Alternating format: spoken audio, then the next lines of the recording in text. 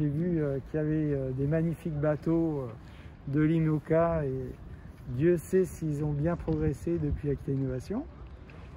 Et puis je m'intéresse aussi beaucoup à eux puisque j'ai développé une aile de kite, le Liberty Kite, qui peut les aider en cas de dématage à relier un port.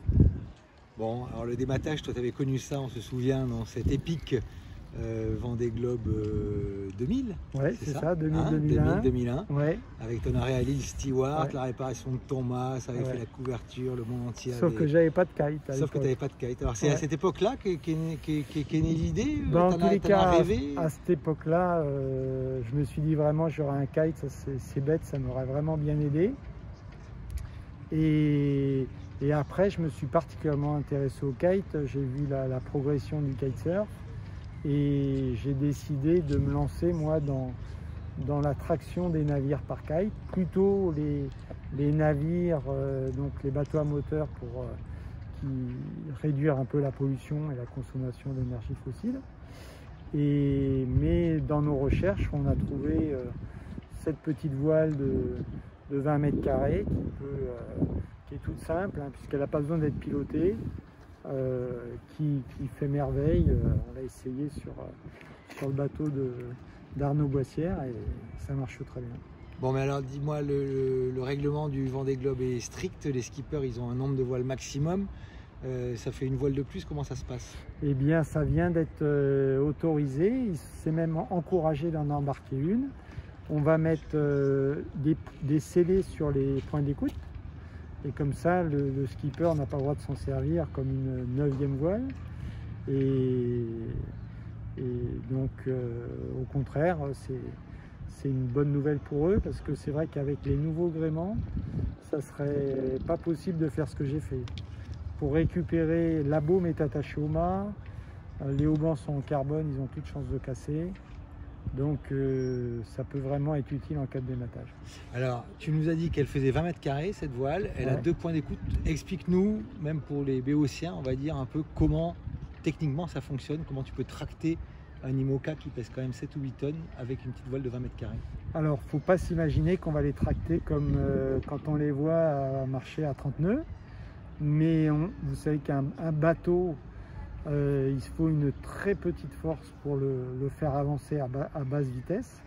Et donc le vent, c'est quand même une énergie hyper dense. Et 20 mètres carrés, on peut espérer aller à 4 nœuds. Ce qui, pour un coureur du Vendée Globe qui a de la nourriture pour faire le tour du monde, doit lui permettre de faire un demi-Atlantique ou un demi-océan Indien, avec des vents portants en plus. Ça va bien l'aider pour arriver quelque part. Super. Alors, tu nous disais que tu avais testé ça avec Ali, avec Arnaud Boissière. Ouais. Et ici, à Lorient, l'accueil des skippers est bon? Tu as eu des skippers qui t'en ont commandé? Oui, très bon. Je suis là depuis hier. Donc, je n'ai pas rencontré encore tout le monde, mais déjà, Clarisse Kremer en prend un. Et puis, je pense que tous les autres... peut-être pas tous parce que je suis pas sûr d'en avoir assez, mais je pense qu'il y en aura pas mal qui ont ça dans leur équipement de sécurité pour le Vendée. Ouais. Combien ça coûte une voile comme ça? 1480 €. D'accord.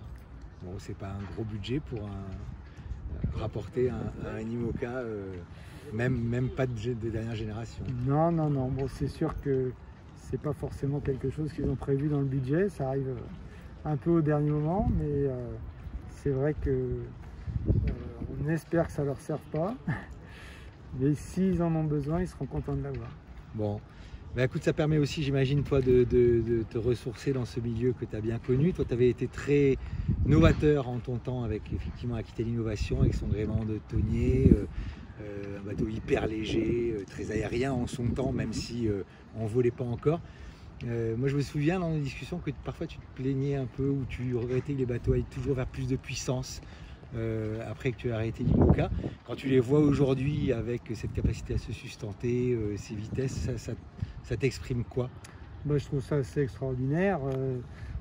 Les foils apportent vraiment un gros plus. Là on voit hier les runs, c'était le jour et la nuit entre ceux qui étaient de dernière génération avec les foils et les anciens. Il y a quasiment une autre différence, c'est incroyable. Et donc ça ouvre un champ énorme. On sait qu'ils ont le potentiel qui est bridé encore parce qu'ils sont obligés d'avoir encore les fesses dans l'eau. Mais aujourd'hui, il y a eu des progrès énormes avec les foils et l'utilisation des foils et comment on pouvait répartir les poids sur les foils. Et ça, c'est des foils qui n'ont pas besoin d'être pilotés. Donc c'est quand même vraiment fiable aujourd'hui et une grosse évolution. Bon, si tu étais dans la liste des 33 là, le 8 novembre prochain au Sable d'Olonne, on te donne les clés de quel bateau? Tu prends lequel? Alors là, je n'ai pas trop pétillé, mais bon, j'ai l'impression qu'un Apivia est un bateau qui a du potentiel partout, quoi. Je ne sais pas si j'aurai l'énergie, la condition physique de l'époque, mais en tous les cas, je partirai.